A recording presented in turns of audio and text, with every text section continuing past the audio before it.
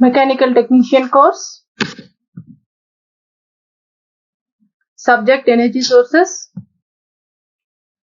My name is J. Hina Kankavalli, Junior Lecturer in Mechanical Technician course, working at Government Junior College, Neelkondapalli. Dear students, we are discussing about Chapter 1, Energy Sources. Previous గా 2 classes అయిపోయాయి మీకు energy sources లో. Class 1, class 2 అయింది. ఇప్పుడు మనము class 3 లోకి వెళ్తున్నాము. Class 2 లో ఏం నేర్చుకున్నారో ఒకసారి ఒక ల్యాబ్ వెళ్దాము వెనక్కి. క్లాస్ 2 లో మీరు ఫ్యూయల్ అండ్ ఇట్స్ టైప్స్ నేర్చుకున్నారు. ఇంధనము దాని యొక్క రకాలు నేర్చుకున్నారు. ఆ తర్వాత ఫాసిల్ ఫ్యూయల్స్ అంటే శిలాజ ఇంధనాన్ని నేర్చుకున్నారు. ఆ తర్వాత కెలరిఫిక్ వాల్యూ అంటే ఏంటో నేర్చుకున్నారు. ఆ తర్వాత ఆ వీడియోలో మనము కంప్లీట్ గా కన్వెన్షనల్ ఎనర్జీ సోర్సెస్ ని గురించి వివరంగా నేర్చుకున్నాము, డిస్కస్ చేసాము. ఈ వీడియోలో క్లాస్ 3 ఇది మనము నాన్ కన్వెన్షనల్ ఎనర్జీ సోర్సెస్ ని గురించి డిస్కస్ చేసుకోబోతున్నాము. దానికి సంబంధించిన పిక్చర్స్ మీకు స్క్రీన్ మీద ఉన్నాయి. ఫస్ట్ వన్ ఏదైతే ఉందో this one is solar energy, next టైడల్ energy, అలల శక్తి, బయోగ్యాస్, ఇవన్నిటిని గురించి మనము డిస్కస్ చేసుకోబోతున్నాము. ఒకసారి నాన్ కన్వెన్షనల్ ఎనర్జీ సోర్సెస్ ని డిఫైన్ చేద్దాము. ఒకసారి వాడిన తర్వాత మళ్ళీ వాడుకునే శక్తి వనరులను సాంప్రదాయేతర శక్తి వనరులు అని అంటారు. The energy sources which can be used again and again are called as non-conventional energy sources. ఇది ఆల్రెడీ మనము ఇదివరకే నిర్వచించుకున్నాము కాబట్టి దాని మీద ఎక్కువ ఎక్స్ప్లెనేషన్ అవసరం లేదు. సో ఈ నాన్ కన్వెన్షనల్ ఎనర్జీ సోర్సెస్ లో మనకున్న మొదటి రకం సోలార్ ఎనర్జీ అంటే సౌరశక్తి, రెండవది విండ్ ఎనర్జీ అంటే వాయుశక్తి, మూడవది టైడల్ ఎనర్జీ అలల శక్తి, నాలుగవది బయోగ్యాస్. ఈ చాప్టర్ లో ఈ 4 నిర్వచనాల గురించి మీరు నేర్చుకోకపోతున్నారు. So non conventional energy sources యొక్క ఉదాహరణలు మనము చెప్పుకున్నాం కదా. ఏంటేంటి? Solar energy, wind energy, tidal energy, biogas. ఇవన్నీ కూడా నాన్ కన్వెన్షనల్ ఎనర్జీ సోర్సెస్ యొక్క ఉదాహరణలు. We have seen the examples of non-conventional energy sources. They are solar energy, wind energy, tidal energy, and biogas. So, till now we have defined the non-conventional energy sources and we have seen the examples of non-conventional energy sources. Now, let's see in detail about each energy. అంటే ప్రతి non-conventional energy sources అంటే సాంప్రదాయేతర శక్తి వనరులను గురించి ఒక్కొక్క దాని గురించి మనం ఉదాహరించుకున్న ఒక్కొక్క దాని గురించి అంటే సోలార్ ఎనర్జీ గురించి, విండ్ ఎనర్జీ గురించి, టైడల్ ఎనర్జీ గురించి, పవర్ ప్లాంట్ గురించి, అన్నిటి గురించి ఒక్కొక్క దాని గురించి డీటెయిల్ గా డిస్కస్ చేసుకుందాము. మొదటిది సోలార్ ఎనర్జీ. తెలుగులో దాన్ని సౌరశక్తి అంటాము. సౌరశక్తిని నిర్వచిద్దాం.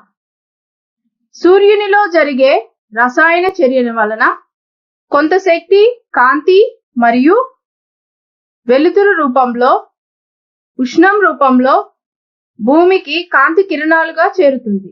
దాన్నే మనము సౌరశక్తి అని అంటాము. Now first let us try to define the solar energy.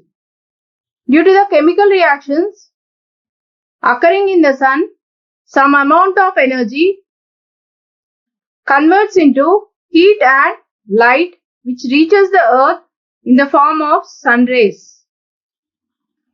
That is called as solar energy. This is how we define the solar energy. Solar energy నిర్వచనంలో సూర్యునిలో జరిగే రసాయన చర్యల వలన అని మాట్లాడుకున్నాం కదా. సో ఆ రసాయన చర్యలు ఏంటి అంటే సూర్యునిలో ముందుగా హైడ్రోజన్ అణువులు విడివిడిగా ఒక్కొక్క హైడ్రోజన్ అణువుగా ఉంటుంది. 2 హైడ్రోజన్ అణువులు కలిసి ఒక హీలియం అణువుగా మారినప్పుడు కొంత శక్తి కాంతి మరియు ఉష్ణం రూపంలో విడుదలయ్యి అది సూర్యకిరణాలుగా భూమికి చేరతాయి. అవే ఇక్కడ మీకు ఈ పిక్చర్ లో చూపిస్తున్నటువంటి ఈ యొక్క రసాయన చర్యలు. In the definition, we use the terms due to the chemical reactions which are occurring in the sun. What are the chemical reactions which are occurring in the sun? You can see on the slide over here. In sun, we have hydrogen atoms which are in free state. When the two hydrogen atoms combine, they form a atom or molecule called as helium. During this process of formation of helium, some amounts of energy is released in the form of heat and light, and it reaches the earth as solar energy. In our regular life, we call it as sun rays. We don't use the term solar energy because it's a technical term. మామూలుగా మనము సూర్యకిరణాలు లేదంటే సూర్యకాంతి అని అనుకుంటాం కానీ సౌరశక్తి అనేది టెక్నికల్ టర్మ్. సో అర్థమైంది కదా, సూర్యుడు ఇప్పుడు ఎందుకు శక్తిని విడుదల చేయగలుగుతున్నాడు అంటే సూర్యునిలో జరిగే రసాయన చర్యలు. ఆ రసాయన చర్య ఏంటి అంటే కేంద్రక సమ్మేళనం, అంటే రెండు కేంద్రకాలు కలుస్తాయి. So the chemical reactions which are occurring in the sun are nuclear fusion reactions. So when two nucleus combine to form a molecule of helium, that is how the solar energy gets released.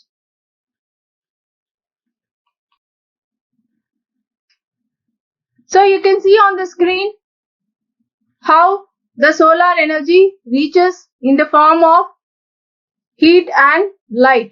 You call them as sun rays or else we call them as solar energy. మీకు screen మీద కనబడుతుంది సూర్యుడి నుంచి విడుదలయ్యే శక్తి భూమి మీదకి ఎలా సూర్యకిరణాల రూపంలో చేరుతుందో దాన్ని మనము సూర్యకిరణాలు అని కామన్ లాంగ్వేజ్ లో అంటాము. టెక్నికల్ టర్మ్ వచ్చేసరికి solar energy.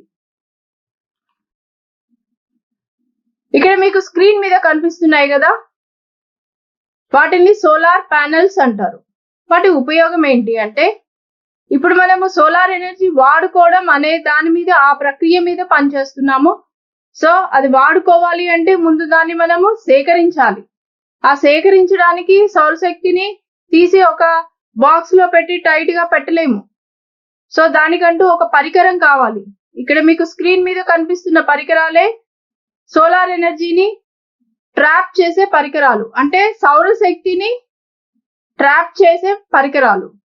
So here on the screen you are seeing the panels. They are called as solar panels. Nowadays we are trying to use the solar energy for our regular uses. So if you want to use it, first of all you need to collect it. So we can use the solar panels to collect the solar energy and then we can use that solar energy. Nowadays you can even find on the roads that street lights have a panel above them. So that is the solar light which you can see. You would have observed it. I have observed it many times. So that panel will collect the solar energy which is being produced in the whole day and it converts that solar energy into electrical energy, and at the night time that solar energy converted into electrical energy is used by the bulb to glow. మీరు ఈ రోజుల్లో మీరు street lights చూస్తుంటారు కదా, ఒక bulb ఉంటుంది, దాని మీద ఒక ఇలాంటిది చిన్న ప్యానెల్ ఉంటుంది. నేనైతే చాలా చూశాను, మీరు కూడా చూసారు అనుకుంటున్నాను. ఆల్రెడీ మన రెగ్యులర్ లైఫ్ లో దీని వాడకం మొదలైంది. అక్కడ మీకు ఆ పైన చిన్నదే ప్యానెల్, సోలార్ ప్యానెల్. అది పగలంతా ఎండ వచ్చినప్పుడు ఆ ఎండలో ఉన్నటువంటి ఆ శక్తిని, సౌరశక్తిని సేకరించి ఆ సోలార్ ప్యానెల్ సౌరశక్తిని విద్యుత్ శక్తిగా మారుస్తుంది. రాత్రి అయినప్పుడు ఆ సౌరశక్తి విద్యుత్ శక్తిగా మార్చబడినది ఆ బల్బ్ వెలగడానికి సహాయపడుతుంది. ఈ విధంగా మనము సౌరశక్తిని సేకరించి మన యొక్క అవసరాల కోసం వాడుకోవచ్చు. నాన్ కన్వెన్షనల్ ఎనర్జీ సోర్సెస్ లో మొదటిది సౌరశక్తి. దాని గురించి ఇప్పటి వరకు మనం చెప్పుకున్నాము. ఈ సౌరశక్తిని మనము ఎలక్ట్రికల్ ఎనర్జీగా మరియు థర్మల్ ఎనర్జీగా మార్చుకోవచ్చు. This solar energy can be converted into electrical energy and thermal energy. సౌరశక్తిని విద్యుత్ శక్తిగా మరియు ఉష్ణ శక్తిగా మార్చుకోవచ్చు. సౌరశక్తి అయింది కదా. ఇప్పుడు మనము రెండవ సాంప్రదాయేతర శక్తి వనరుల గురించి నేర్చుకుందాం. After solar energy, let us learn about the second type of non-conventional energy sources, that is wind energy. Now first of all, let us try to define wind. ముందుగా మనము విండ్ అనే పదాన్ని నిర్వచించడానికి ప్రయత్నం చేద్దాం. భూమి తన చుట్టూ తాను తిరుగుతూ సూర్యుని చుట్టూ తిరగడం వలన మన భూమి చుట్టూ ఉన్న వాతావరణ పొరలో పీడనాలలో తేడాలు వస్తాయి. ఆ తేడాలు వచ్చినప్పుడు వాయువులు అనేవి జనిస్తాయి. First of all, let's define wind. Due to the rotation and revolution of the earth, there will be a difference in air pressure which creates a disturbance in the atmospheric pressure of the air blanket, which will generate wind energy. మీకు screen మీద ఉన్నదానికి నేను మాట్లాడేదానికి ఒక పదాలు అటు ఇటు అయినా కూడా మీరు పెద్ద టెన్షన్ పడాల్సిన అవసరం లేదు. కుదిరితే స్క్రీన్ మీద ఉన్నది కాపీ చేసుకోండి, లేదంటే నేను చెప్పేది వోకల్ గా మీరు కాపీ చేసుకోవచ్చు. So that is how we define the wind energy. Due to the rotation and revolution of earth, the difference in air pressure is created in earth's atmospheric blanket which generates winds. ఈ విధంగా మనకి వాయువులు అనేవి జనిస్తాయి. చెప్పాను కదా, ఒకసారి చెప్తాను వినండి. భూమి తన చుట్టూ తాను తిరుగుతూ సూర్యుని చుట్టూ తిరగడం వల్ల భూమి చుట్టూ ఉన్న వాతావరణ పొరలో పీడనాల తేడాలనేవి ఉద్భవిస్తాయి. ఆ విధంగా పీడనాల తేడాలు వచ్చినప్పుడు వాయువులు అనేవి జనిస్తాయి. ఈ పీడనాల తేడాలు ఎంత అధికంగా ఉంటే అంత ఎక్కువ వేగంగా వాయువులు వీస్తాయి. పీడనాల తేడా ఎంత అధికమైతే వాయువు వేగం అంత అధికంగా ఉంటుంది. When the pressure difference is high, winds blow with high speed. As the difference increases, the velocity of the wind also increases. ఈ వేగంగా వీచే వాయువులకి వాటి యొక్క వేగం వలన గతి శక్తిని పొందుకుంటాయి. మనము ఫస్ట్ క్లాస్ లో గతి శక్తి అంటే ఏంటో నిర్వచించుకున్నాము.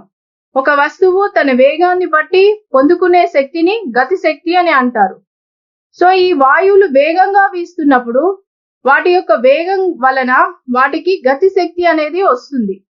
ఆ గతి శక్తిని మనము ఎలక్ట్రికల్ శక్తిగా లేదా మెకానికల్ శక్తిగా మార్పు చేసుకోవచ్చు. The kinetic energy of fast blowing winds are converted into electrical energy or mechanical energy. అయితే మరి అలా మార్పు చేసుకోవడానికి మనకి పరికరం కావాలి కదా. మీకు ఈ పిక్చర్ లో కనిపిస్తున్న స్క్రీన్ మీద ఉన్న పరికరాలే. దాన్ని తెలుగులో అయితే గాలిమర అంటారు, ఇంగ్లీష్ లో అయితే విండ్ మిల్ అంటారు. ఈ పరికరానికి ఈ ఫ్యాన్ లాగా ఉంది చూసారా, ప్రతి స్తంభానికి ఒక ఫ్యాన్ ఉంది. దాన్ని రోటర్ అంటారు. వాయువు వీచినప్పుడు ఆ రోటర్ అనేది దానంతట అదే తిరుగుతుంది. మీరు చిన్నప్పుడు ఇలాంటి ఫ్యాన్లు కర్రలతో చేసినవి పట్టుకొని పరిగెడితే అవి తిరుగుతూ ఉంటాయి, అందరు ఆడుకొని ఉంటారు. సో అదే విధంగా అవి ఎలా తిరుగుతాయి అనుకుంటున్నారు? మీరు పరిగెట్టినప్పుడు ఆ గాలి వలన అవి తిరుగుతాయి. ఇక్కడ కూడా ఈ ఫ్యాన్ అంటే ఈ రోటర్ అనేది ఏదైతే ఉందో వాయువులు వేగంగా వీచినప్పుడు అవి తిరగడం మొదలు పెడతాయి. ఈ రోటర్ కి షాఫ్ట్ కనెక్ట్ చేయబడి ఉంటుంది.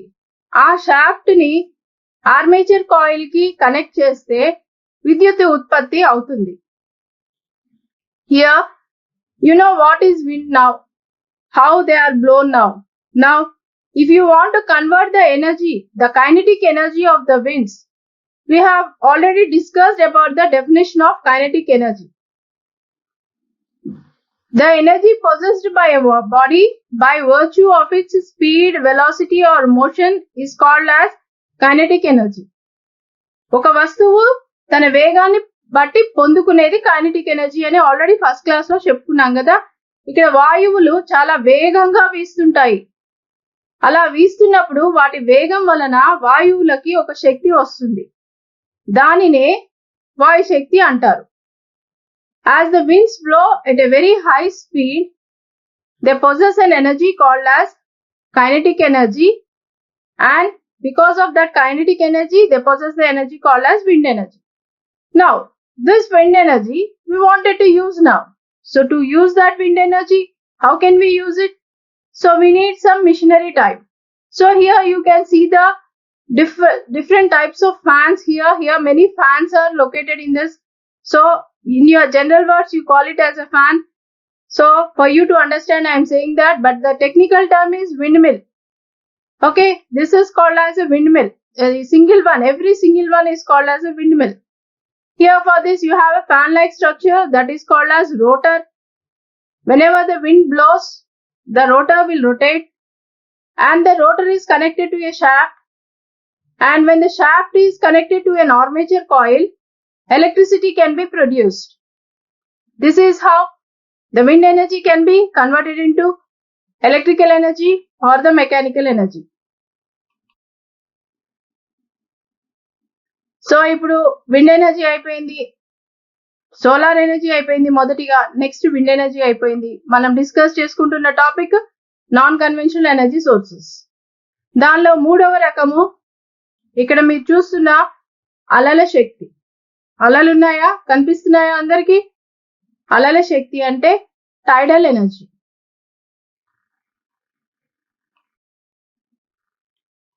అలలు ఎందుకు జనిస్తాయి అనేది ముందు మనం ఒకసారి తెలుసుకోవడానికి ప్రయత్నం చేద్దాం. భూమికి చంద్రునికి మధ్యలో ఉన్న ఆకర్షణ శక్తి వలన అలలు అనేవి జనిస్తాయి. First of all, let us try to know how the tides will rise. Due to the force of attraction between the earth and moon, tides will occur. అలలు ఎలా జనిస్తాయో తెలుసుకున్నారు కదా. ఇప్పుడు ఈ అలలు అనేవి పూర్ణ చంద్రుడు అప్పుడు, పున్నమి అప్పుడు, అమావాస్య అప్పుడు ఫోర్స్ ఆఫ్ అట్రాక్షన్ ఎక్కువగా ఉండడం వల్ల అలలు కూడా చాలా ఎత్తుకి చాలా వేగంగా లేస్తాయి. So you have learned what is a tide. Now during the full moon and the black moon, the force of attraction is so high that the tides rises to the maximum height with maximum speed. ఈ విధంగా అలలు జనిస్తాయి. So ఇప్పుడు ఇక్కడ మీకు వేగంగా చాలా పైకి వెళ్తాయి అని నేర్చుకుంటున్నాం కదా. అవి అలా వేగంగా పైకి వెళ్తున్నప్పుడు వాటికి కూడా ఒక గతి శక్తి వస్తుంది. ఎందుకంటే ఏ వస్తువైనా వేగం వల్ల పొందుకునే శక్తిని గతి శక్తి అంటాం. సో ఈ అలలకి కూడా వాటి యొక్క వేగం వలన గతి శక్తి అనేది వస్తుంది. ఆ గతి శక్తిని మనము సముద్రం పక్కన టైడల్ పవర్ ప్లాంట్స్ అనేవి కన్స్ట్రక్షన్ చేసి గతి శక్తిని ఎలక్ట్రికల్ శక్తిగా కానీ లేదంటే మెకానికల్ శక్తిగా కానీ మార్పు చేసుకోవచ్చు, కన్వర్ట్ చేసుకోవచ్చు. These tides, highly rising tides, possess kinetic energy. By constructing the tidal power plants beside the ocean bed, we can convert the tidal energy of the tides into either electrical energy or mechanical energy. మూడో రకం అయిపోయింది. Non conventional energy sources లో మూడో రకం గురించి ఇప్పటి వరకు చెప్పుకున్నాము. నాలుగవది బయో ఎనర్జీ. ఇక్కడ మీరు ఈ యొక్క పటంలో గమనిస్తున్నారు, బయోగ్యాస్ అనే పదం ఉంది. ఇక్కడ యానైరోబిక్ డైజెషన్ అంటే, యానైరోబిక్ అంటే గాలి లేని స్థితిలో జరిగే డైజెషన్. సో ఈ విధంగా మనము బయో ఎనర్జీని ఉత్పత్తి చేయొచ్చు. ముందుగా బయో ఎనర్జీని నిర్వచించుకుందాము. బయోగ్యాస్ నుంచి మనకి దొరికే ఎనర్జీని బయో ఎనర్జీ అంటాము. మరి బయోగ్యాస్ ని ఎట్లా ఉత్పత్తి చేస్తామో ఒకసారి చూద్దాం. మనుషుల, జంతువుల, మొక్కల వ్యర్థాలను పులియపెట్టినప్పుడు, బయోగ్యాస్ ప్లాంట్లలో పులియపెట్టినప్పుడు బయోగ్యాస్ అనేది విడుదల అవుతుంది. ఇక్కడ మీకు ఈ పటంలో కనిపిస్తున్నది biogas plant. Now let us see how we can produce biogas. When human, animal, plant wastes are fermented for a period of time, biogas will be released. Here in this picture, you can see the biogas plant which is used to produce biogas. ఈ biogas ని మనము ఇండ్లలో కొంచెం quantities లో అంటే తక్కువ క్వాంటిటీలో తీసుకున్నప్పుడు అంటే ప్రొడ్యూస్ చేసుకున్నప్పుడు తయారు చేసుకున్నప్పుడు దాన్ని మనము వంట చేసుకోవడానికి వాడుకోవచ్చు. ఎక్కువ శక్తి విడుదల అవ్వకపోవచ్చు కానీ చిన్న చిన్న పనులకు మాత్రం దాన్ని మనము వాడుకోవచ్చు. In small quantities we can use for house hold purposes. ఇక్కడ మీరు చూస్తున్నది బయోగ్యాస్ ప్లాంట్ అన్నమాట, ఒక చిన్న బయోగ్యాస్ ప్లాంట్. దీన్ని వాళ్ళ ఇంటి అవసరాల కోసం వాళ్ళు తయారు చేసుకున్నారు. ఈ డ్రమ్ లో మనుషుల, జంతువుల వ్యర్థాలను పులియపెట్టినప్పుడు బయోగ్యాస్ అనేది విడుదల అవుతుంది. దాన్ని ఆ పైనున్న పైప్ నుంచి వాళ్ళు తీసుకొని వాడుకుంటారు. ఇక్కడ మీరు ఈ పటంలో చూస్తున్నది ఎక్కువ బయోగ్యాస్ కావాలన్నప్పుడు పెద్ద పెద్ద plants, big biogas plants.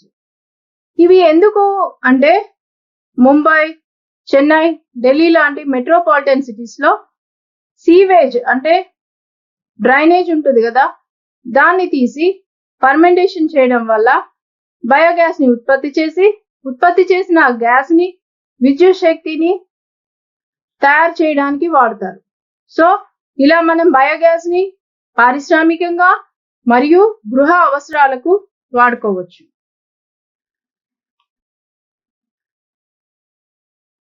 Dear students, ఇప్పుడు వరకు మనము ఈ క్లాస్ లో నాన్ కన్వెన్షనల్ ఎనర్జీ సోర్సెస్ అంటే సాంప్రదాయేతర శక్తి వనరులను గురించి నేర్చుకున్నాము. దానిలో మనం 4 రకాలు సాంప్రదాయేతర శక్తి వనరులలో 4 రకాలుగా గురించి నేర్చుకున్నాము. మొదటిది సౌరశక్తి, రెండవది వాయుశక్తి, మూడవది అలల శక్తి, నాలుగవది బయోగ్యాస్. నేను ఇంతసేపు ఎక్స్ప్లెనేషన్ ఇచ్చాను కదా, ఇప్పుడు మీకు సింపుల్ డెఫినేషన్ రాయాలనుకునే వాళ్ళకి నేను ఒక చిన్న డెఫినేషన్స్ చెప్తాను. నేను ఫస్ట్ వీడియోలో మీకు చాలా సార్లు చెప్పాను ఒక బుక్, పెన్ను పెట్టుకోండి అని.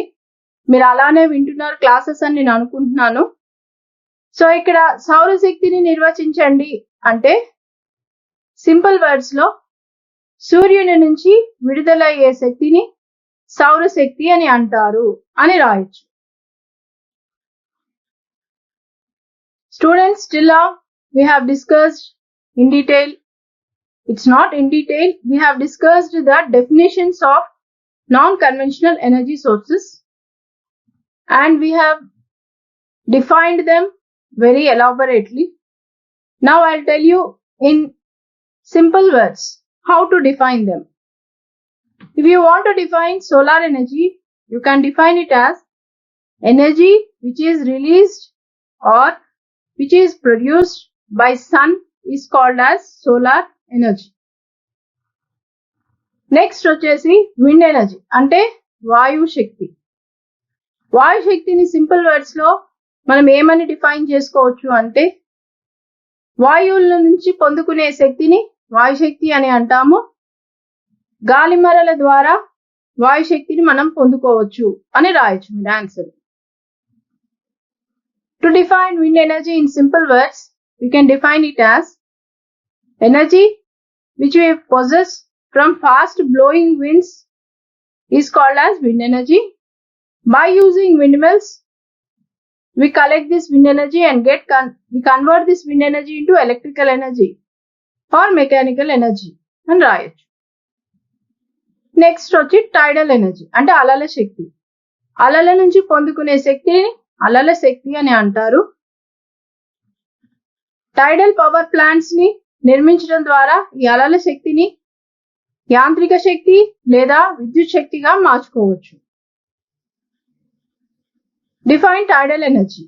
Energy which is possessed from the tides is called as tidal energy. By constructing tidal power plants beside the oceans or seas where we have the tides, we can convert the tidal energy into electrical energy or mechanical energy.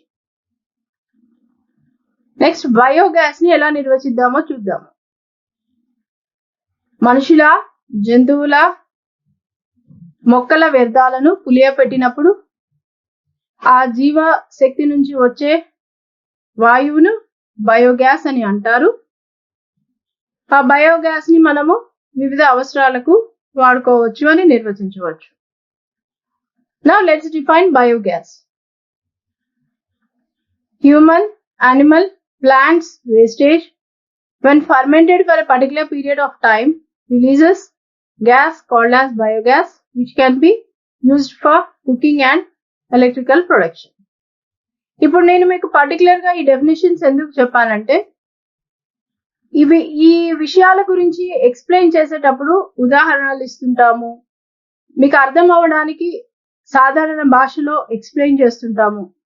So మీరు చేసే ఒక చిన్న పొరపాటు ఏంటంటే అసలైన విషయాన్ని వదిలేసి ఉదాహరణల్ని వాటిల్ని క్లాస్లో టీచర్ చెప్పింది రాస్తుంటారు. అలా కాదు, నిర్వచనాలు అనేవి స్థిరమైనవి, వాటిని స్థిరంగానే రాయాలి. సో ఇవి సింపుల్ గా రాయాలనుకున్న వాళ్ళకి చెప్పినవి. లేదు మాకు 50కి 50 రావాలి అనుకుంటే నేను ఎక్స్ప్లెనేషన్ పార్ట్ లో చక్కగా క్లియర్ గా ఎక్స్ప్లెయిన్ చేశాను. మీరు అదంతా రాసుకుంటే మీరు అవన్నీ కూడా రాయొచ్చు.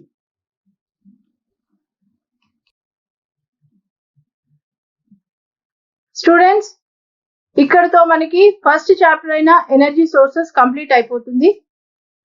ఈ చాప్టర్ లో మీరు ఏమేమి నేర్చుకున్నారో ఒక్కసారి చాలా స్పీడ్ గా చెప్పేస్తాను.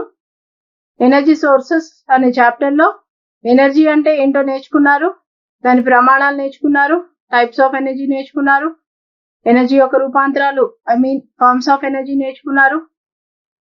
అలాగే ఎనర్జీ సోర్సెస్ శక్తి వనరుల యొక్క రకాలు ఎన్ని అంటే అవి రెండు. ఆ రెండు ఏంటంటే conventional energy sources, non conventional energy sources. వాటిని గూర్చిన ఎక్స్ప్లెనేషన్ నిర్వచనాల వరకు నేర్చుకున్నారు. ఇక ముందు ముందు రాబోయే చాప్టర్స్ లో ఒక్కొక్క చాప్టర్ మీకు ఆల్రెడీ నేను ముందే ఫస్ట్ వీడియోలో మీకు అన్ని చాప్టర్స్ పేర్లు చెప్పాను, రాసుకోవడానికి టైం కూడా ఇచ్చాను. అది రాసుకుంటే మీకు అర్థమవుతుంది. ఇప్పుడు మీరు నేర్చుకున్నవన్నీ కూడా ఒక్కొక్క చాప్టర్ గా ఉంటుంది. ఆ చాప్టర్ లో మీరు ఇప్పుడు జస్ట్ విండ్ సోలార్ ఎనర్జీకి ప్యానెల్స్ చూపించాను, విండ్ ఎనర్జీకి మిల్స్ చూపించాను, అలాగే టైడల్ ఎనర్జీకి టైడల్ పవర్ ప్లాంట్స్ అని చెప్పాను, బయోగ్యాస్ అంటే బయోగ్యాస్ ప్లాంట్ చూపించాను. కానీ మీకు ముందు వెళ్లే కొలది వాటి గురించి, వాటి యొక్క రకాలు, వాటి యొక్క భాగాలు చాలా వివరంగా ఉంటాయి. అవన్నీ ముందు చాప్టర్స్ లో నేర్చుకుంటారు. ఇక్కడితో మనకి ఈ సోలార్ ఎనర్జీ అనేటువంటి ఈ ఫస్ట్ చాప్టర్, ఎనర్జీ సోర్సెస్ అనేటువంటి ఫస్ట్ చాప్టర్ కంప్లీట్ అవుతుంది.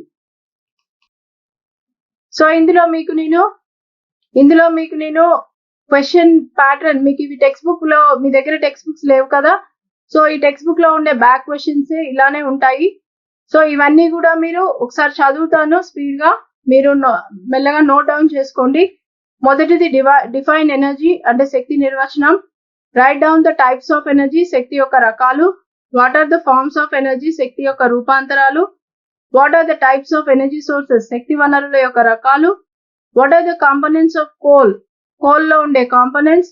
What are the components of natural gas లో ఉండే కాంపోనెంట్స్.